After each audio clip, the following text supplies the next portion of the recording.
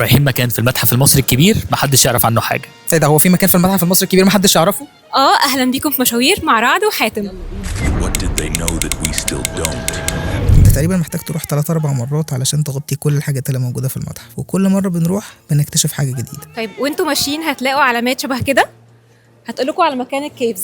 4 كهوف موجودين تحت قاعات العرض الرئيسية عشان تعيش تجربة مختلفة. أنا دلوقتي موجود في أول كهف من كهوف المتحف المصري الكبير، ولكن تخيل إن أنا واقف فيه لوحدي، المكان محدش يعرفه إطلاقا، وهو كهف دير المدينة، واللي بيحاكي المدينة اللي كان بيعيش فيها العمال اللي بنوا وزينوا المقابر في وادي الملوك. ده وادي الملوك، فيلا بينا. واللي اتسمى كده عشان الملوك بداية من الأسرة 18 اللي اتدفنوا فيه. في الكهف ده هتلاقي ريحة الملك من بعد الموت ولحد وصوله للحياة الأبدية.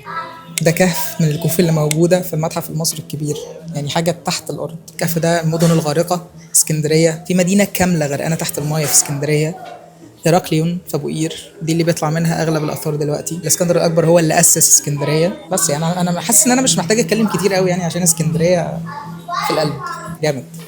طريقة عرض مختلفة بتحاكي 4 أماكن مهمة في تاريخ مصر القديم. وده كان في عهد الأسرة 18 وكان مكمل لحد الأسرة 20، وكان بيدل على مجتمع كامل بيعيش في الأقصر. الكهف الرابع هو كهف كهنة حتحور، واحنا ما لحقناش نزوره، بس انتوا لما تروحوا المتحف ما تنسوش تعدوا عليه وتزوروا باقي الكهوف اللي موجودة في المتحف. اوعوا تقولوا لحد بقى على الكهوف دي، خلوها سر ما بيننا.